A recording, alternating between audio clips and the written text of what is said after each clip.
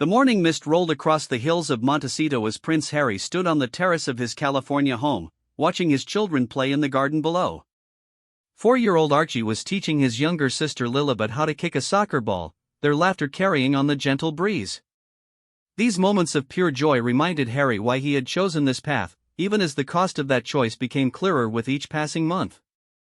Meghan emerged from the house carrying 2 cups of coffee, her expression thoughtful as she joined her husband at the railing. They had been discussing his latest conversation with his father's private secretary, another carefully worded message expressing the king's hope for eventually healing the family rift, but offering no concrete steps toward reconciliation.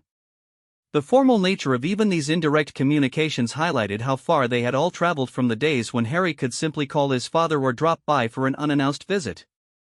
The Duchess of Sussex had grown increasingly protective of their family's peace as the months passed.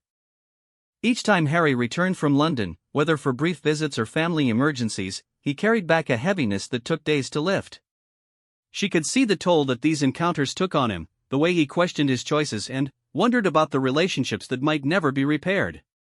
Her own relationship with the royal family had deteriorated beyond any hope of recovery, but she grieved for her husband's loss of the connections that had once defined his identity. Their life in California had developed its own rhythms and relationships, with local friends who knew them simply as Harry and Meghan rather than as the Duke and Duchess of Sussex. The children attended a local school where they were encouraged to think independently and express themselves freely, values that Harry cherished even as he wondered what they were missing by growing up so far from their royal heritage. The irony wasn't lost on Harry that in trying to give his children a normal childhood, he might have deprived them of something uniquely valuable. Archie showed little interest in his royal title or the fact that his grandfather was the King of England, preferring to focus on soccer and storytelling. Lilibet had no real memory of her great-grandmother, the Queen, despite being named in her honor. Sometimes Harry wondered if this was a form of loss that wouldn't become apparent until they were older. The business ventures that had provided their financial independence continued to evolve, but Harry found himself increasingly selective about opportunities that required him to discuss his family relationships. The public appetite for royal drama seemed insatiable, but Harry was growing tired of being defined primarily by his conflicts with his relatives.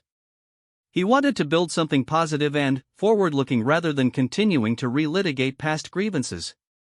His mental health advocacy work had become more sophisticated and impactful as he developed expertise and credibility in the field. The personal experiences that had initially made him a compelling spokesperson had evolved into genuine knowledge and practical skills. He found purpose in helping others navigate trauma and family difficulties, even as he continued to struggle with his own unresolved relationships. The anniversary of his grandmother's death had been particularly difficult, marking not just the loss of someone he loved but also the recognition that she had been the last family member who could speak to him without judgment or agenda. Queen Elizabeth had understood his struggles even when she couldn't support his decisions, and her death had removed the final buffer between Harry and the institutional forces that saw him primarily as a problem to be managed. William's ascension to a more prominent role within the monarchy had coincided with a hardening of his position regarding his brother.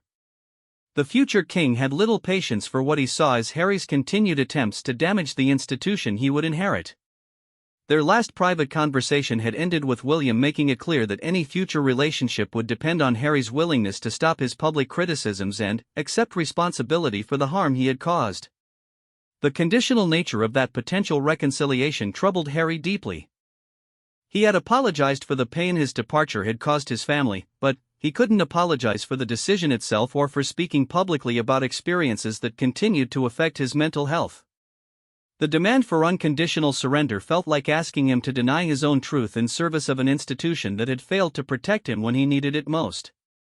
Charles's position as king had complicated their relationship in ways that neither father nor son had fully anticipated. The personal grief Charles felt at losing his younger son had to be balanced against his responsibility to protect the monarchy's reputation and unity.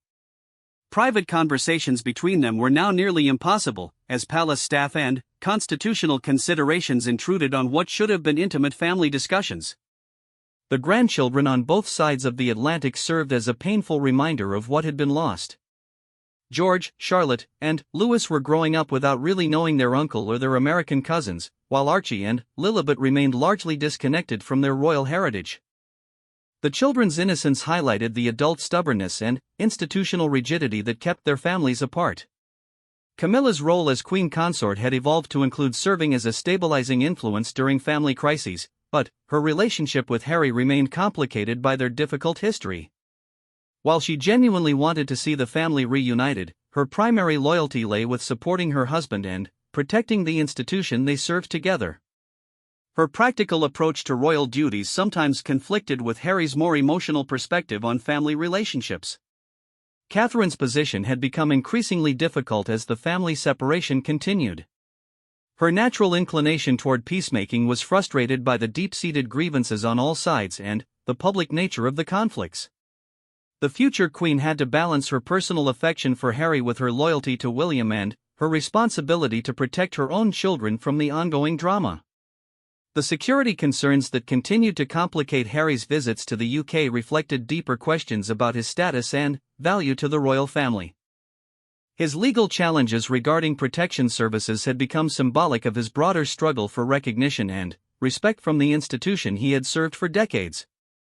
The practical implications of these disputes made even brief family visits logistically complex and emotionally fraught. Media coverage of the family separation had evolved from initial sympathy for Harry and Meghan to a more complex narrative that acknowledged fault on multiple sides. Public opinion remained divided, but there was growing fatigue with the ongoing drama and a desire for resolution that seemed increasingly unlikely. The constant speculation and analysis had made genuine reconciliation more difficult by creating external pressure and expectations. The Commonwealth realms continued to watch the family drama with interest that sometimes bordered on concern about the monarchy's stability. While most retained their constitutional connections to the crown, the visible discord within the royal family raised questions about the institution's relevance and effectiveness. Some nations had begun reconsidering their relationships with the British monarchy, influenced partly by the family conflicts. Harry's charitable work had found new directions that allowed him to make a meaningful impact while maintaining his independence from royal protocols. His focus on mental health, veterans' affairs, and social justice reflected his personal values while avoiding direct competition with his family's official duties. These endeavors provided him with a sense of purpose that didn't depend on royal status or approval. The question of inheritance and succession had taken on new dimensions as the family separation continued. Harry remained fifth in line to the throne despite his stepped-back status, but his children's connection to their royal heritage became more tenuous with each passing year. The practical implications of their American upbringing and limited exposure to British traditions would likely affect their future relationship with the monarchy. Therapeutic work had become an ongoing part of Harry's life, helping him process not just his childhood trauma but also the complex grief of losing his family relationships while they were still alive. The tools he had developed for managing these emotions had proved valuable in his advocacy work, but the personal healing remained incomplete as long as the separations continued. The possibility of reconciliation remained, but it would require significant changes in approach from all parties. Harry would need to find ways to honor his truth while showing respect for the institution and family members he had criticized. His relatives would need to acknowledge the legitimate grievances that had driven his departure while protecting the monarchy's reputation and stability. Looking toward the future, Harry found himself focusing on the family he could control and nurture rather than the relationships that remained broken. His children's happiness and well-being took priority over abstract concepts of duty or tradition, even as he grieved for the connections they might never experience. The separation from his birth family continued, but he had learned to find meaning and purpose in the life he was building rather than dwelling on what he had lost. The path forward remained uncertain, complicated by pride, institutional constraints, and genuine differences in values and priorities. Healing would require not just personal forgiveness but also practical solutions to complex problems of status, security, and public representation. Until those solutions emerged, the family separation would likely continue, representing one of the most significant challenges facing the modern monarchy and leaving deep scars that might never fully heal. The morning sun climbed higher over Montecito, promising another day of the peaceful family life that Harry had chosen over royal duty. As he watched his children play, he reflected on the trade-offs he had made and the future he was building, accepting that some bridges might remain burned while hoping that new connections could still be forged. The private dining room at Clarence House felt smaller than usual as King Charles sat across from his eldest son, William, discussing the ongoing situation with Harry. The ornate chandelier cast warm light over the mahogany table, but the atmosphere remained tense despite the familiar surroundings. Charles had called this meeting after Harry's latest visit to London had ended without any meaningful progress toward reconciliation. William's frustration was evident as he spoke about his brother's recent public appearances in which Harry had once again criticized the royal family's handling of his departure. The Prince of Wales had grown tired of defending an institution he would one day lead against attacks from his own brother, and his patience was wearing thin. Each new interview or documentary felt like another betrayal, another public airing of private family matters that should have remained confidential. The king found himself in an impossible position, torn between his love for his younger son and his duty to protect the monarchy. Charles had spent his entire life preparing to rule, and, now that he finally wore the crown, he was dealing with a family crisis that threatened to overshadow his reign. The public fascination with the Harry and Meghan story had created a parallel narrative that often received more media attention than his official royal duties. Palace staff had advised the king to maintain a policy of dignified silence regarding Harry's various public statements, but, privately, Charles struggled with the personal pain of losing his son. The brief meeting during Harry's recent visit had been carefully orchestrated by courtiers who feared that any extended private conversation might result in further damaging revelations. The formal nature of their interaction had left both father and son feeling frustrated and misunderstood. Queen Camilla had tried to serve as a mediating influence, but her relationship with Harry remained complicated by their difficult history. While Harry had eventually accepted his father's second marriage, he had never fully embraced Camilla as a stepmother figure. Her practical approach to royal duties and her focus on supporting Charles sometimes put her at odds with Harry's more emotional perspective on family relationships. The impact of the ongoing separation extended beyond the immediate family to affect the entire royal household. Long-serving staff members who had watched Harry grow up found themselves having to choose sides or remain diplomatically neutral in conversations about the family drama. The institutional machinery that had once protected Harry now worked to minimize the damage from his public statements and to maintain the monarchy's reputation. Catherine's role as William's wife placed her in a particularly difficult position regarding the family rift. She had once enjoyed a close relationship with Harry, serving as something of a sister figure before his marriage to Meghan. The breakdown of that relationship had been personally painful for Catherine, who valued family harmony and had hoped to maintain connections despite the growing tensions. The Princess of Wales had made several private attempts to bridge the gap between the brothers, but her efforts had been complicated by Meghan's various accusations about their interactions. The claim that Catherine had made Meghan cry before the wedding, later corrected to suggest the opposite had occurred, had created lasting damage to their relationship and made future reconciliation more challenging. Children had become an unexpected factor in the family separation, with George, Charlotte, and Louis growing up barely knowing their Uncle Harry or their cousins Archie and Lilibet. The young royals occasionally asked about their American relatives, but William and Catherine found it difficult to explain the complicated family dynamics in age-appropriate terms. The absence of regular family gatherings meant that an entire generation was growing up without the close extended family relationships that had characterized previous royal generations. Harry's security arrangements during his London visits had become another source of tension. His legal challenges regarding protection services had highlighted the practical complications of his changed status within the royal family. The question of who should pay for his security and what level of protection he deserved had become entangled with larger questions about his role and value to the monarchy. The media attention surrounding each of Harry's visits to the UK created additional stress for the entire family. Photographers and reporters monitored his movements, analyzed his interactions with other family members, and speculated about the possibility of reconciliation.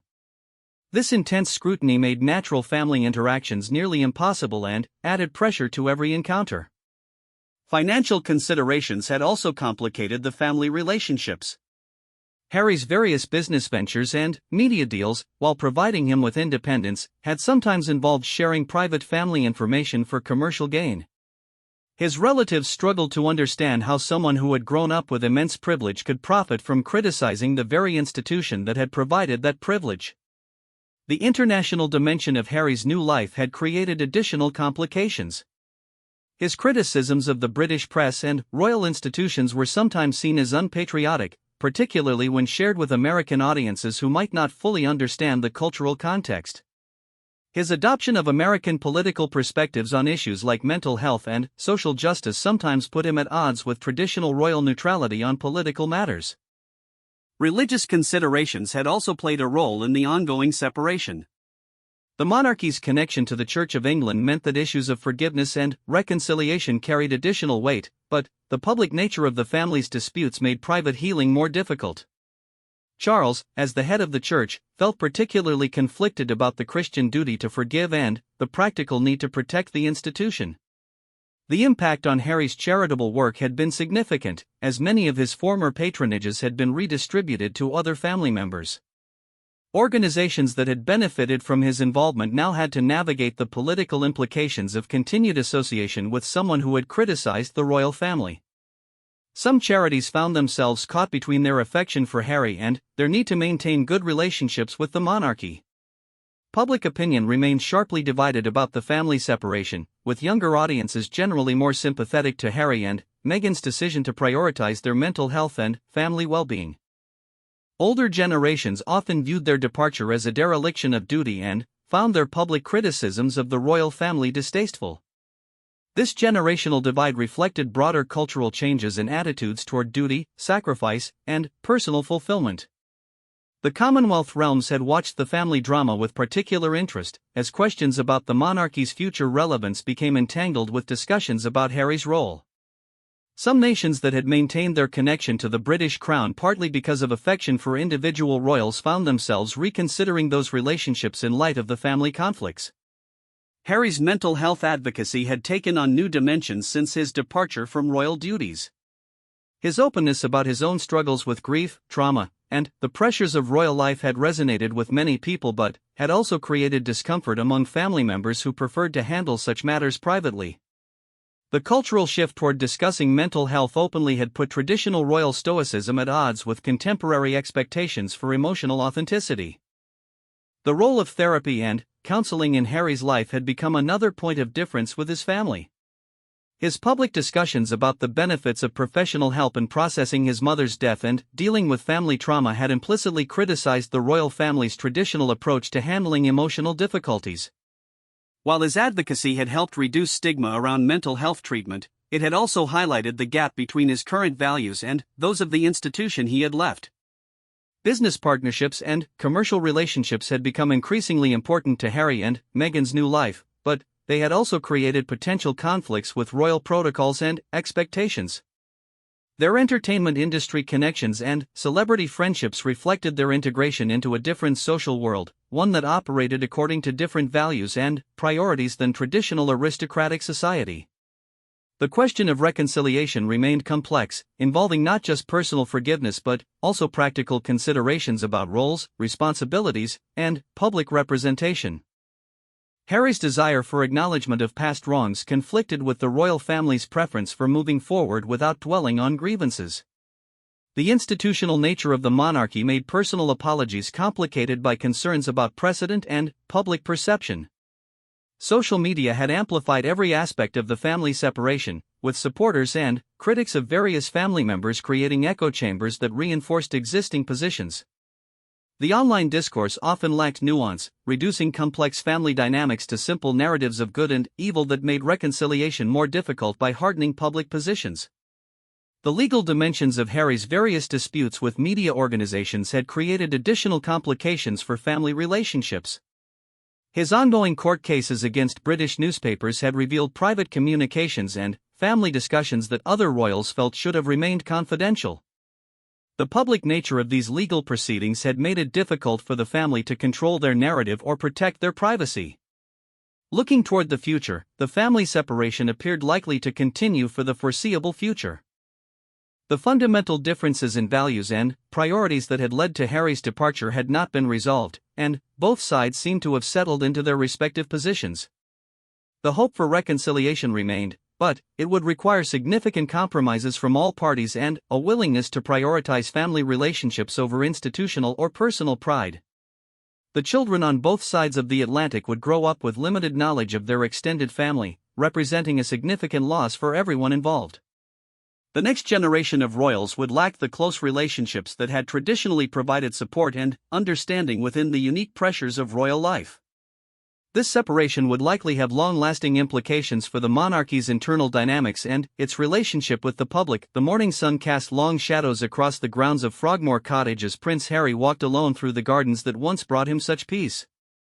The silence felt different now, heavier somehow, as if the very walls of his former home remembered the laughter that used to echo through its halls.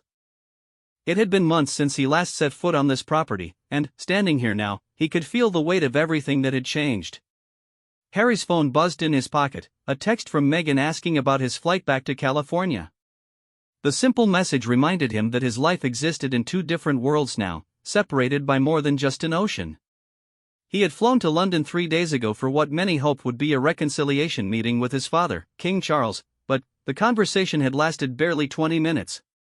The formal tone, the careful distance his father maintained, and the presence of palace staff throughout their brief encounter had made it clear that the rift between them remained as wide as ever. The Duke of Sussex found himself thinking about his children, Archie and Lilibet, who had stayed behind in Montecito with their mother. They barely knew their grandfather, had never really experienced the warmth of extended family gatherings that Harry remembered from his own childhood. The irony wasn't lost on him that in trying to protect his family from the pressures of royal life, he might have inadvertently cut them off from the very connections that could have enriched their lives. Walking through the rose garden his grandmother had loved so much, Harry's mind drifted to Queen Elizabeth's final years. She had tried, in her quiet way, to bridge the growing gap between Harry and the rest of the family. Her death had felt like losing the last neutral voice in a conversation that had become increasingly bitter and public. The funeral had been particularly difficult, standing just meters away from William and their father, yet feeling more distant from them than ever before. The relationship with his brother William remained the most painful aspect of this separation. Growing up, they had been inseparable, united first by their mother's death and later by their shared understanding of what it meant to carry the weight of royal duty. Now, William barely acknowledged his presence during family events, and their last private conversation had ended in harsh words that neither seemed able to take back. Harry remembered the phone call that had changed everything. It was 2 years ago, when reports about Meghan's treatment of palace staff had surfaced in the British press.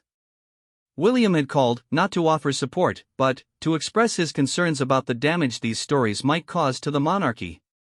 The conversation had quickly escalated, with William suggesting that Harry needed to control his wife's behavior, and Harry defending Meghan while accusing his brother of believing palace gossip over his own family. The hurt in William's voice when he said, "I don't recognize you anymore," still haunted Harry. It was the moment he realized that his brother saw him not as family, but as a threat to everything William would one day inherit. The future king had already begun to see the world through the lens of institutional preservation, while Harry continued to prioritize personal happiness and authenticity. Their father's reaction to the growing tension had been to essentially choose sides, though he would never admit it. King Charles had always been closer to William, the heir who understood and embraced his destiny, while Harry remained the spare who asked too many uncomfortable questions. When Harry needed support the most, his father had offered only platitudes and suggestions to work things out privately, as if the very public nature of royal life allowed for such privacy. The palace machinery had moved swiftly to contain the damage from Harry's various interviews and his autobiography. Staff members who had once greeted him warmly now maintained professional distance, and even longtime family friends seemed to choose their words carefully when speaking with him. The message was clear: he had chosen his path, and now he would walk it alone. Harry's memories of his last Christmas at Sandringham were bittersweet. The traditional family gathering had felt forced, with everyone going through the motions of normalcy while pretending not to notice the obvious tension.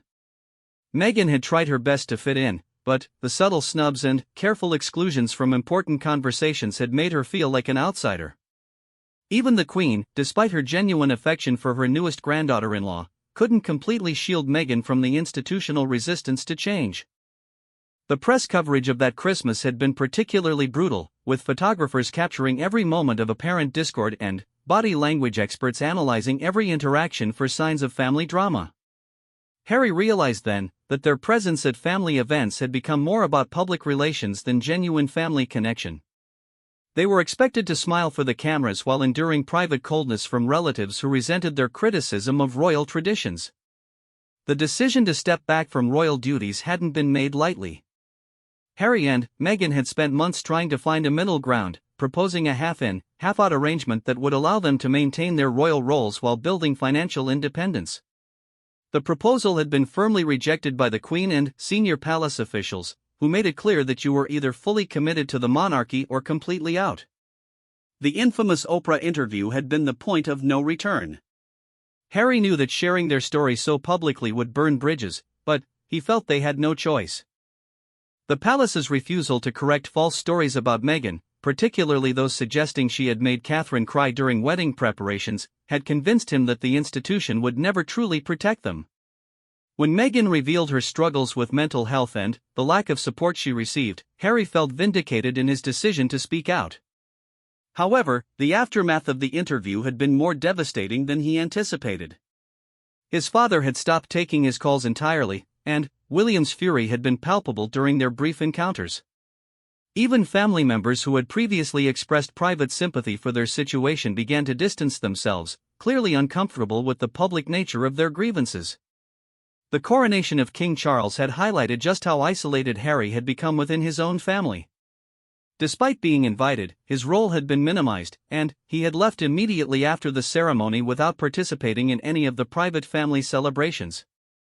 The image of him sitting alone, separated from his brother by several rows and an ocean of unresolved hurt, had perfectly captured the current state of their relationship.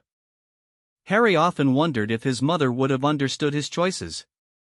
Princess Diana had also struggled with the constraints of royal life and had ultimately chosen to forge her own path, even when it meant challenging the institution. She had taught her sons to follow their hearts and to use their positions to help others, but she had also warned them about the price of defying tradition. The financial independence he and Meghan had achieved through their various media deals had come at a cost. While they were no longer dependent on the sovereign grant, they had also lost the security and sense of purpose that came with royal duties. Building a new life in California had been exciting but also lonely, as they worked to establish themselves in an entirely different cultural and professional environment. Their Netflix documentary had provided another opportunity to share their perspective, but it had also deepened the family rift. The series included private family photos and personal details that his relatives felt should have remained confidential. Harry defended the decision as necessary for telling their complete story, but he understood why his family saw it as another betrayal of their trust. The success of his memoir Spare had been both personally cathartic and professionally validating, but it had also made reconciliation even more difficult. The book's honest portrayal of family dynamics and private conversations had provided readers with unprecedented insight into royal life, but it had also revealed details that his family felt were unnecessarily hurtful and damaging to their reputations. Standing in the fading afternoon light at Frogmore, Harry could see gardeners working in the distance, maintaining the grounds with the same careful attention they had always shown. The continuity of their work reminded him that the monarchy would survive this family drama, just as it had survived countless others throughout history. The institution would adapt, close ranks, and move forward, with or without him. His phone rang, interrupting his contemplation.